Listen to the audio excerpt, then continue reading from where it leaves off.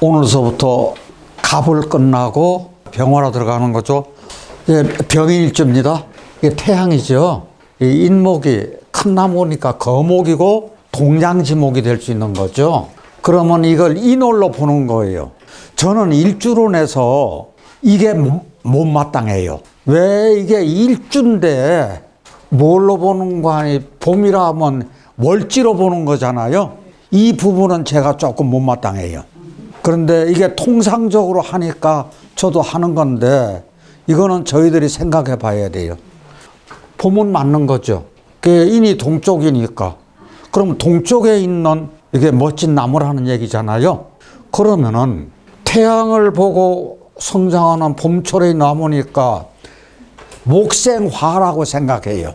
근데 실질적으로는 이게 정화하고 목하고 관계가 목생화지, 병화하고 이 목하고 관계는 화생목이잖아요. 그게 역생을 해야 되는 거라고요. 그래서 이게 화생목인데 동쪽 하늘에 밝아오는 그 여명이 밝아온다는 얘기죠.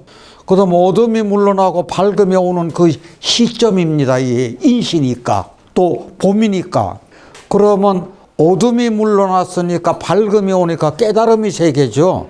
그게 새벽효 깨달을 효가 되는 건데 우리 요 글자 자체를 저는 어떻게 보는 거 하니 인목이니까 커다란 나무가 이렇게 있죠.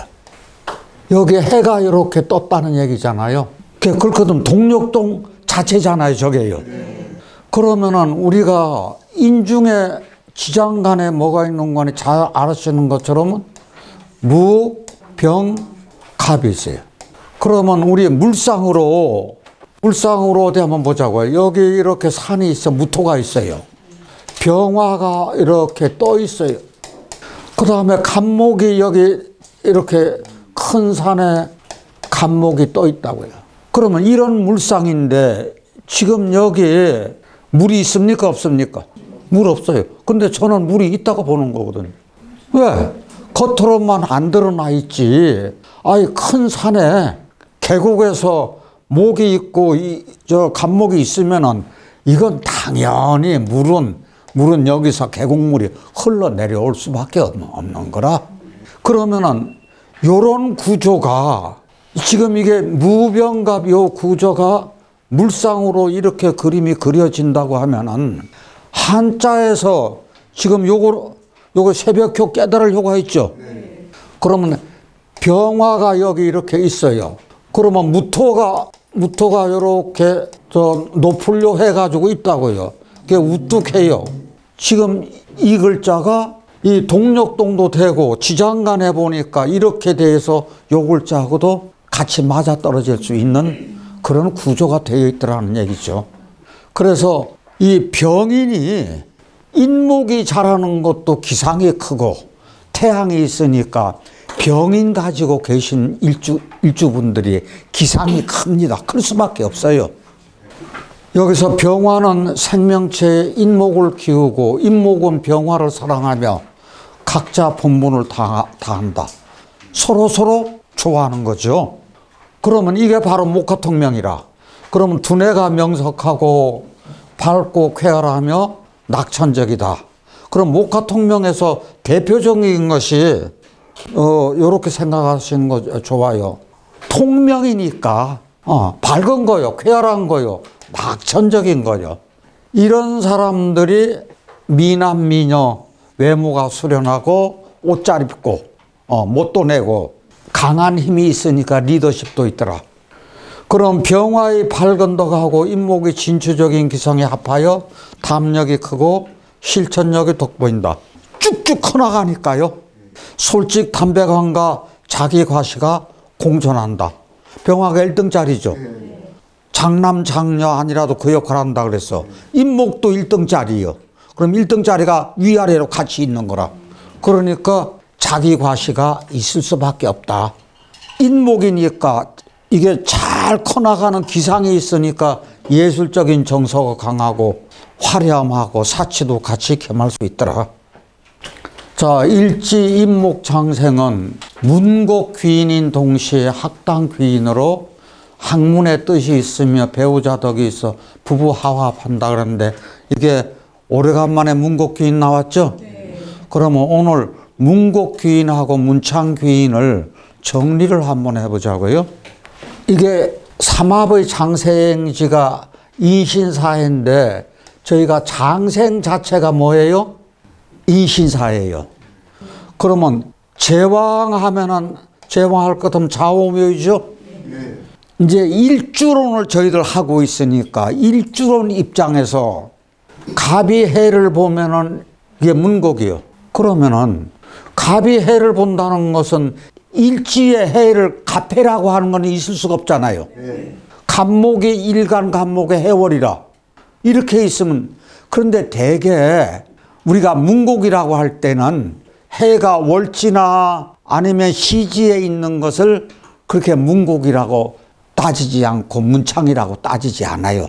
대개 일지에 깔려 있을 때 대부분 그 얘기를 해요. 그렇다면 우리 갑해라고 하는 것은 있을 수가 없어. 성립이 안 돼. 그럼 병인이 성립돼야 안 돼요? 성립되잖아요. 그러면 화와 토는 같이 가니까 병인이 있으면 무인은 여전히 같이 따라올 수밖에 없어. 그렇죠? 왜? 화토동독을 해서 병이 인이면 무도 당연히 이인이다 그 얘기지. 그러면은 우리 경사라고 하는 게 일주에서 있어요? 없잖아요. 그러면 임신은요? 아, 임신은 있어요. 그러면 음간에서 을자라고 하는 거 없죠? 그러면 정면은 있어요. 정화하고 저 화하고 토는 같이 가니까 기묘가 있을 수가 있어요. 그러면 신호는 없어. 그러면 계유는 성립이 돼요. 그러면 여기서 저희들이 어디 한번 뽑아보자고요. 여기 있는 토는 빼놔버려. 토는 없애버려. 뻔한 거니까. 그러면 여기서 핵심이 뭔고 하니 장생은요. 인, 신, 사, 해가 오는 거예요.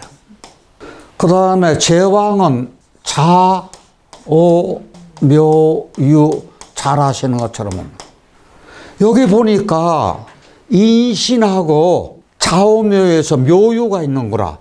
인신하고 묘유가 있는 거네. 그러면은 여기 요거를 그대로 정리를 해보면은 병인이 이렇게 지금 이게 문곡귀인이요. 그러면 여기 병이 들어가면 병인이죠. 그럼 병인이 있으면은 정화는 정묘가 와야 되는 거거든. 왜 그런 거 아니? 여기는 인신사에는 양간이 와야 되니까 병화가 오고 자오묘하고 어울리는 것은 자인진 오신술이니까 음하고 어울리는 거니까 그러면 이게 정묘가 오는 게 맞아. 그러면 병정이 이게 어떤 문제인가 하니 병정이 이게 화의 문제라고요. 그럼 화가 오면은 그 다음에 화수가 당연히 따라와야 돼요. 그러면은 여기 보니까 임신이 있죠. 그 임신이 여기 신을 생각하세요. 그러면 여기 임신이 있어. 그러면 임신이 있으면은 당연히 물이 와야 되니까 여기 화수가 와야 되니까 그 다음에 보니까 여기 개가 왔죠. 개가 오면은 그 다음에 이게 유가 와야 돼요. 그러면 이게 어떤 구조인가 하냐. 임묘진해서 신유술해서 이렇게 온다 얘기야. 요게 문곡입니다. 그러면은 병인이니까 화토동독이니까 뭐가 와야 되는 거 아니? 무인이 와야죠. 그 다음에 정묘니까 기묘가 오면 되는 거죠. 화와 토는 같이 가는 거니까 저 어떤 거 온다고요? 무인 오고 여기는요? 기묘가 와야죠. 그러면 문곡귀인이 6개가 되는 거요. 그러면은 요 양간 여기는 병인, 무인, 임신 여기가 학당귀인이 되는 거예요. 양은 학당귀인이 돼. 자, 양은 뭐가 된다고요? 학당귀인. 자, 그러면 여기서 우리가 알 수 있는 것이 요것하고 똑같이 문창귀인이 되는 거예요. 요것하고 똑같이. 그러면 요것은 화의 문제고 요것은 수의 문제라. 그러면 이게 문창귀인은요. 요것만 바꾸면 돼요. 신유하고 인묘만 바꾸면 돼요. 그럼 그것 하면 여기 뭐가 온다고요? 여기 병신 오고 여기 정유가 오는 거예요. 그 다음에 여기는 뭐가 와야 돼? 이민이 오고 여기는 인묘니까 계묘가 와야 돼. 그래서 여기 인신사의 좌우묘에서 인신과 묘요 요것만 하면 돼. 여기 그럼 학당귀인은 문창귀인에서는 여기가 학당이 되는 거죠. 이거 굉장히 간단한 거예요, 원리가. 그러면 문곡귀인이 아까 몇 개라 그랬죠? 6개. 그럼 문창귀인이 몇 개? 6개예요. 그래서 총 12개가 되는 거예요. 일주로만 따지면. 그래서 저희가 앞으로 문창귀인, 문곡귀인 따질 때 일주 있는 것만 생각하시면 된다 그 얘기요. 그러면 그렇게 어려울 것도 없잖아요. 왜 그런 거 아니? 여기는 저 진술충미가 없어요. 학당이나 저 문창이나 이것이 묘가 없다고. 저 묘가 있는 것은 괴강, 백호, 가녀지동 그것만 진술충미가 들어가지. 학당이나 문창이나 문곡이나 귀인 이쪽에서는 진술충미가 안 들어가잖아요. 그거 하시면 돼요. 뭐만 생각하시면 된다고요? 인신사의 좌우묘요. 병이 이렇게 오면은 병이 오면 정묘가 와야죠. 그 다음에 수가 오니까 임신이 오면은 계유가 와야 돼요. 지금 이게 뭐라고요? 문곡귀인이요. 그런데 학당귀인은 뭐만 바뀐다고요? 여기 병신, 이민 이렇게만 바뀐다 이게요. 문창은 병신, 이민 이렇게만 바뀌어. 그럼 병신, 이민하면 병신이면은 그 다음에 지지는 정화하고 임수 있으면 개수만 오면 되는 거죠. 자, 그거 좀 정리되신 거로 일단은 알고 문곡 한번 보자고요. 자, 병인이 있으면 뭐가 온다고 그랬죠? 정묘가 와요. 임신이 오면 그러면 토는 화토동독이니까 여기 어떤 게 오면 돼요? 무인 오면 되는 거죠. 그래서 여기 오면 무인. 정묘니까 여기 뭐가 오면 돼요? 기묘 오면 돼요. 그러면 되는 거고. 문창은 이게 신묘하고 인묘가 이렇게 바뀌면 된다 그랬죠. 그러면 여기는 병화, 여기는 화, 여기는 수는 마찬가지예요. 화수의 문제거든요. 저 항상 화수의 문제예요. 그러면은 병신이니까 여기는 뭐가 와요? 네, 무신이 와야지. 그 다음에 여기는요? 기유가 오면 되는 거고. 그러면 여기서 음이 학당귀인이 되는 거예요. 그러면 저희들이 천월귀인이라고 하는 것이 천월귀인이 몇 가지죠? 4가지. 어디 한번 불러보세요. 뭐 뭔지. 정해. 예, 정유도 괜찮고 정해요. 개사하고 참 개묘. 그랬을 때 요것도 문고하니 화잖아요. 요것도 뭐예요? 수예요. 화수의 문제라고. 항상 중요한 게. 그러면 저희들이 왜 여기서 이게 천월귀인이 정화하고 개수일까 하는 얘기요. 요거 한번 정리 한번 해보자고요. 임묘진, 사오미, 신유술, 해자축 있을 때요. 진중의 지장간이 뭐죠? 을계무예요. 이게 개수가 진중에 하나 있다고요. 그러면 이 개수가 사옴이 되도록 물 한 방울도 없어요. 이 개수가 대기 중의 습기가 생명체를 여기서 살아갈 수 있게 만드는 조후의 근원이 된다고요. 그러니까 이 개수가 임수의 근원이잖아요.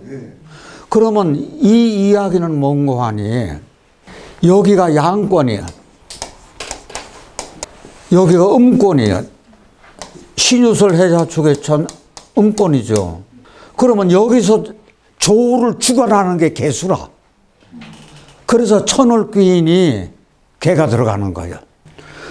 그 다음에 여기 신유술 가을에서 술 중에 지장간이 중요한 게 뭐가 있죠? 예, 정화가 있어요. 이 정화가 해자축 겨울을 알 수 있는 근원이 이게 정화라고요. 그래서 이게 천을귀인을 가질 수밖에 없어. 그래서 이게 조의, 겨울철에는 조의 으뜸이 되는 것이 이게 요 정화가 되는 거예요. 그래서 양권에서는 개수가 조를 으뜸으로 삼고 음권에서는 정화를 조의 으뜸으로 삼는 거다. 그 얘기예요. 그래서 천을귀인이 정화하고 개수가 있는 거다. 자, 그러면은 개사가 있잖아요. 이렇게 개사하고 개묘가 이렇게 있어. 그러면 봄비가 생명체를 살려요. 그러면 이거 수와 화의 문제거든, 개사는. 그 다음에 정유가 지속적으로 기름단지에서 기름을 대주는 거라. 그래서 이 생명이, 정화가 이게 끊이지 않고 열기를 내줄 수 있다는 얘기거든. 그러면 정해는 이게 밤바다의 등대 역할을 한다고 생각해. 밤하늘이 등대 역할이지. 그래서 저희들이 인신사해에서 이게 사가 들어가고, 그 다음에 좌우묘유에서 양에서 하나 들어가고, 음에서 하나 들어가는 거예요. 그 다음에 정유하면 요 기름단지가 우리 유하고 묘가 우리 전에 철새개검 할 때 있죠? 철새개검 할 때 하고 술이 거기에 들어가는 이유를 저희들이 알았었다고요. 그러니까 이 술이 포함하고 있는 것이 이 정화를 포함하기 때문에 그런 거 아닌가. 그렇게 생각하셔요? 자, 그 다음 병인이요. 병화도 1등짜리, 인목도 1등짜리가 자존심이죠. 그 다음에 자화자천하온, 이게 잘못하면은요, 자기 자랑이죠. 남과의 융화를 깨고 스스로 고독하게 할 수 있다. 그러니까 자기가 겸손할 줄 알아야 되죠. 봄, 여름생은 인목이 잘 자라니까 인기 있고, 가을, 겨울생이 인묘진이 있으면 수확물이 있다. 저 병인일주에 수가 강하면 신유금운에 통관되어 인목이 보호된다. 그게 관성의 힘으로 관직이 정체와 인연이 그렇게 있는 거고, 병화에게 인묘진월은 청소년기, 여름은 중장년기, 가을은 노년기, 겨울은 휴명기이다. 인목에 무병갑이 있어요. 이게 식신이요. 이게 요 갑목이 뿌리를 내릴 수 있는 거예요. 그래서 이게 결실을 받을 수 있으니까 식복이 있고 되게 건강체입니다. 병인일주 건강체예요. 자영업도 좋고 전문직도 좋고 언행이 곱고 이게 한습을 제거해 주는 거예요. 이게 무토가 산처럼 크게 신망이 있다는 얘기죠. 이제 비견이요. 형제, 자매, 친구, 동료의 도움을 받아. 인중에 병화가 있으니까 내 형제, 자매, 친구, 동료, 나하고 경쟁자, 그런 사람들이 도움을 받으니까 내가 돈 벌으면 베풀어야 돼, 안 베풀어야 돼? 자기 혼자만 가지려고 하면 안 돼요. 화가 있어가지고 다혈질이요. 자만이고 허영이 있을 수 있어. 그래서 이게 기륭이 극과 극으로 갈 수 있는 그런 구조다.